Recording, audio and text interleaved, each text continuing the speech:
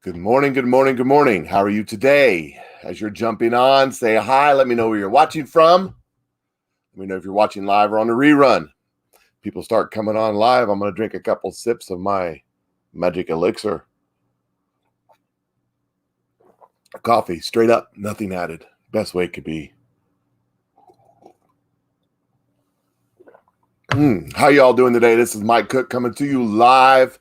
As people are jumping on, say hi. Give a shout out to you. I can only see you if you comment. I don't know if you're there. My software prevents that from happening. So this is Mike Cook coming to you live from Central Missouri. It is approximately 8:05 a.m. on 10/6/2020. Got some breaking news to talk about. There's a whole bunch happening in the background. The media is not reporting. They're about to declassify a whole bunch of documents, but I found a story in the Federalist that just blew me away, and I want to talk about that today. But before I do that, I just want to talk about something that has really affected my life. So I found this stuff. It's called Life. It's a liquid product. You take a spoonful of it every day, or a little shot glass full, whatever. I take a spoonful or two every day. It's made from collagen. What's collagen? Collagen is the stuff your body produces till you turn about 25. Once your body stops producing it, you get old and you die. This stuff right here, it helps everything your body's made of. It helps your body. I got some right here. I just took a couple spoonfuls myself. It helps your body.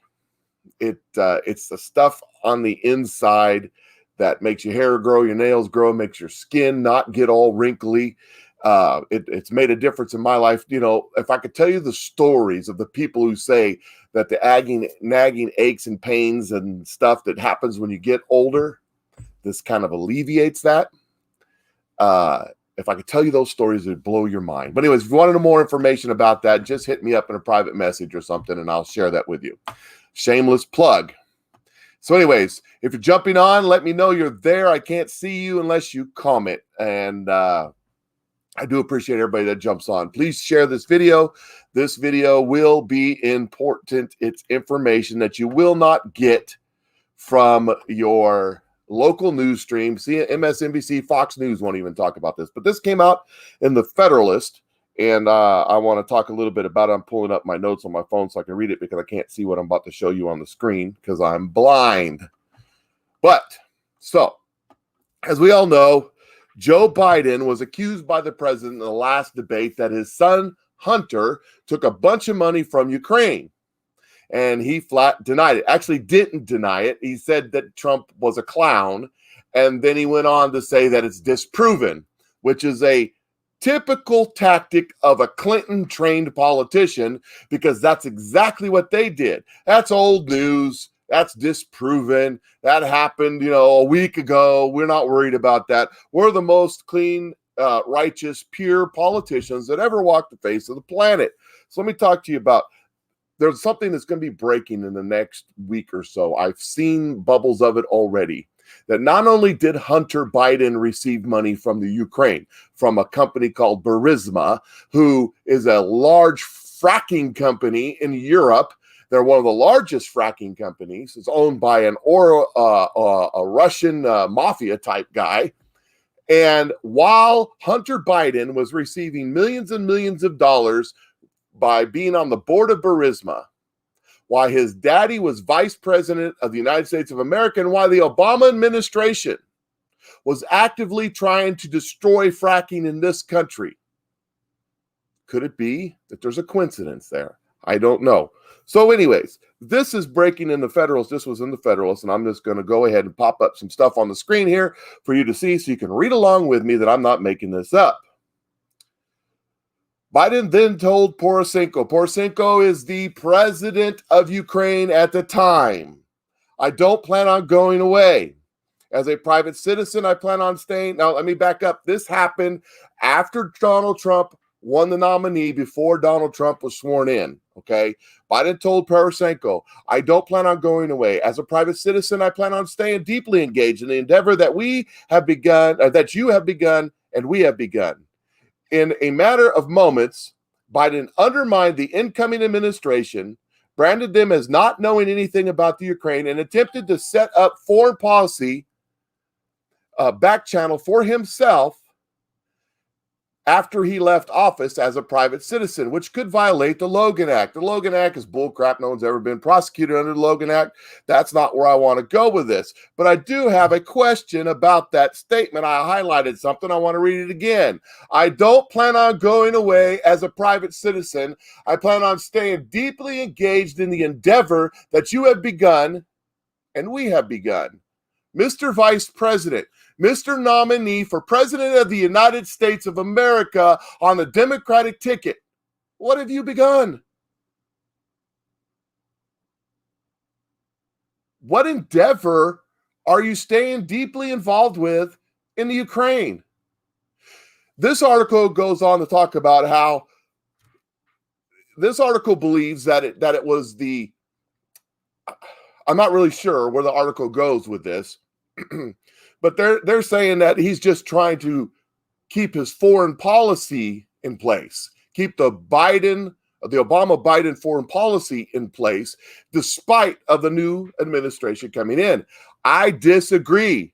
Let me read that to you one more time. I've left it up there. I don't plan on going away as a private citizen. I plan on staying deeply engaged in the endeavor that you have begun and we have begun. Mr. Vice President, what endeavor are you referring to?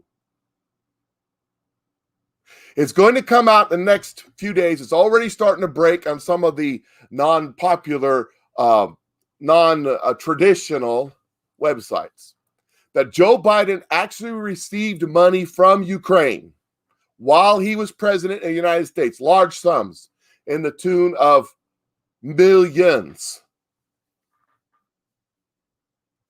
Mr. Joe Biden, Mr. Vice President, Mr. President wannabe. So what was it you were doing in Ukraine? What had you begun? Inspiring minds want to know. Let's see, is this the right one? Yes. Since it was leaked by you, now listen to this. Since it was leaked by a Ukrainian member of parliament, understand what's going on here. I want to back up and you're ready. Right now, there's a trial going on. Many politicians are going to jail because the administration had also switched at the same time in Ukraine. They got a new president. Right after we got President Trump, they got a new president.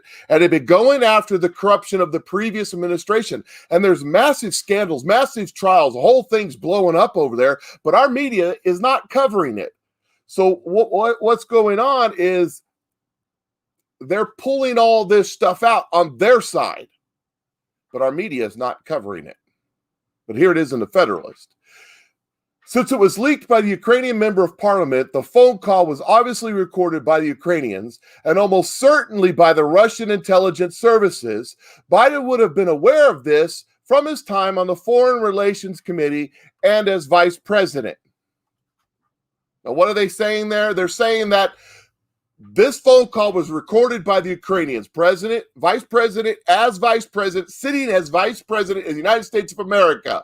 Joe Biden was talking to the president of Ukraine. He was the lead appointed by Obama to take care of the Ukraine. That was his purvey, his forte, his thing.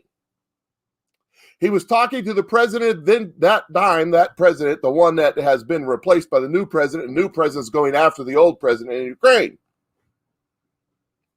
And there's a big political scandal going on over there about this. The Ukrainians recorded this phone call. There's a strong possibility that Russian intelligence services recorded this phone call of the sitting president of the United States making a deal with the president of a foreign country. So Biden, sitting vice president of the United States, told a foreign leader,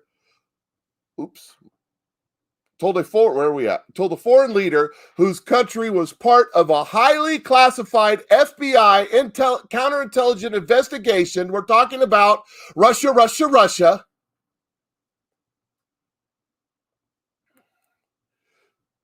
That that there were things he couldn't share about his country with the incoming administration, Trump, and that they weren't cleared. We know, we know from subsequent investigation that Trump administration did not, in fact, collude with Russia. We found that out. We know that that's not true. We know that that didn't happen. But at the time, Biden didn't. It says didn't. I think that's a typo because it would read better if Biden did. And okay, we know that there was from subsequent investigations that Trump administration did not, in fact, collude with Russia. But at the time, Biden did. I think that's a typo. It says didn't. So Biden didn't or did. And he was privy to the fact that the FBI had opened the investigation. So he knew that the FBI was investigating Trump for Russian collusion while on the phone speaking about colluding with the Ukrainian president that may or may not have been intercepted by Russian foreign intelligence services. Additionally, it is mind-boggling that the vice president felt comfortable telling foreign leaders that there were things he was unable to tell the incoming administration. Now, let me ask you a question, people. Does this sound like the right thing to do? Does this sound like we're being told the truth? Does this sound like Joe Biden's being honest with the American people about what he said? Joe Biden received money from Ukraine. His son received millions from Ukraine, from Russia, from Kazakhstan, from China. This is all fact. This is IRS documents. This is truth. While his father was vice president of the United States, and now his father, vice president of the United States, is colluding with a foreign power against the incoming administration. Mr. Joe Biden, Mr. Vice President, Mr. Wannabe President of the United States of America, what was the deal you were working out with the former president of Ukraine? What was it you started together? Inquiring minds want to know. And with that, while you're mulling over that, I'd like to leave you with a little story, a thought from a friend of mine. What would happen if, just to put a little smile on your face and end in a lighthearted note, what would happen if Trump recovers, they take his antibodies, and they put it in liberals? I'm just saying, it would be fun. Watch liberals' head explode as they get cured by Trump's blood. You guys have a great day. I'll catch you later. I'm going to go drink some coffee.